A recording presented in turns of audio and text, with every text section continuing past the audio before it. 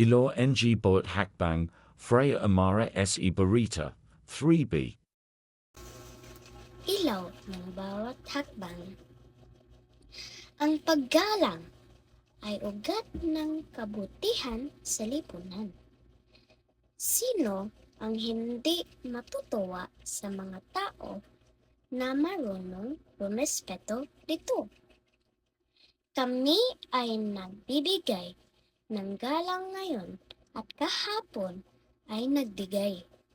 Ngunit bukas ay ginagawa pa rin sa loob ng aming puso. Alin ang dapat unahin ng kabataan sa paaralan, kundi ang paggalang na ginagawa sa loob ng aralan? Ang paggalang ay sa loob ng puso at sa gilid ng kilos.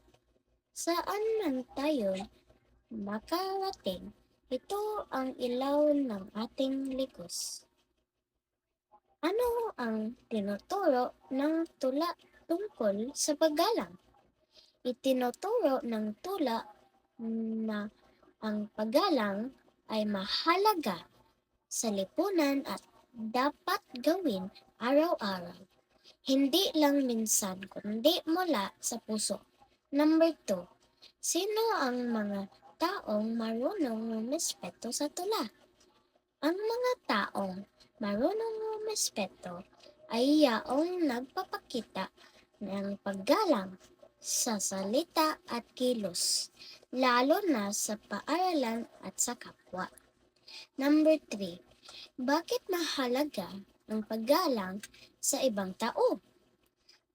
Mahalaga ang paggalang dahil nagdudulot ito ng kabutihan, pagkakaunawaan at maayos na pagsasama ng mga tao.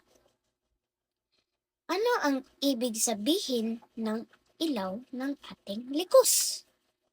Ang ating likos ay nanggagahulugang gabay at paggalang sa lahat ng ating ginagawa at pinupuntahan sa buhay. Pumili ng isang salitang underline at sabihin ang ibig sabihin nito sa tula. Ang salitang mga tao ay tumutukoy sa lahat ng tao sa lipunan na dapat igalang at pakitungguhan ang maayos. Number 6. Paano mo maipapakita ang paggalang sa iyong paaralan o tahanan?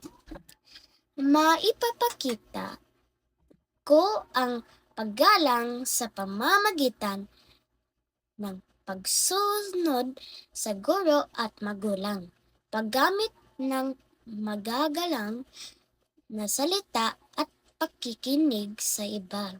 Bye-bye!